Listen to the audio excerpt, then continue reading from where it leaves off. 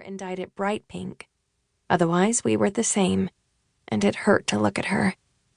Her full lips, dry and cracked, did their best to tip into a smile. "You love math? Do math." "Math is for nerds," I answered and wrote. Maybe saying the same thing I did before this would help make the game a little more real. "Then be a nerd," she slurred, her eyes drooping.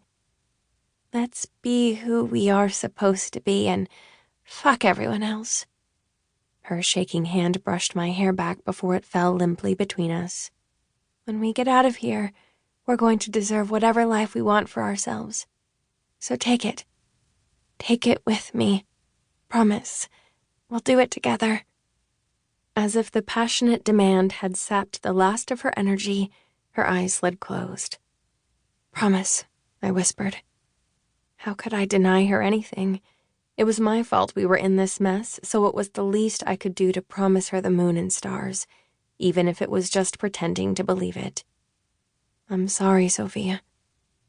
"Shut up, Han," she murmured, her eyes still closed.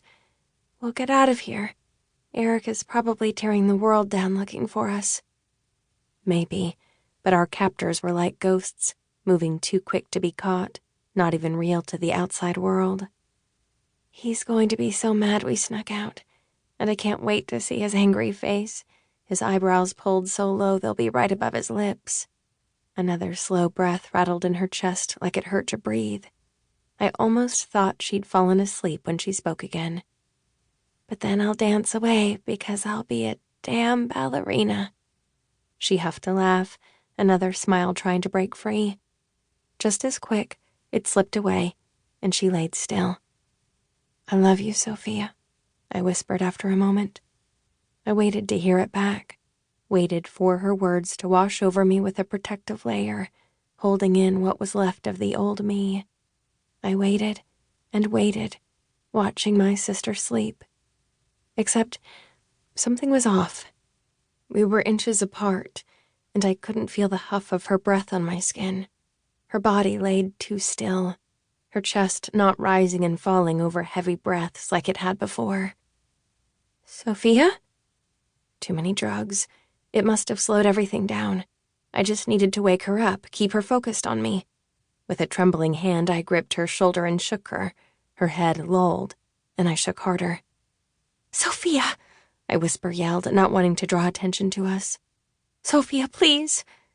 Nothing. I shook her harder, my body trembling at the way her arm flopped when she fell to her back. No, please, no, please. No, please, Sophia, please wake up, please." Fire squeezed my lungs and burned up the back of my throat. I couldn't breathe. I couldn't focus on my sister, my best friend, with the tears clouding my vision. Stupid, useless tears. I shook her violently, shouting her name, begging her to wake up, begging her not to leave me. I didn't care who came in. I didn't care about anything but seeing her eyes open and making me promise we had a future together. Tremors racked my body, and I clung to her. Pulling her tightly to my chest, I screamed. Screamed until I hoped they'd come in and let me go with her. Screamed until my throat was raw. Screamed until I had nothing left.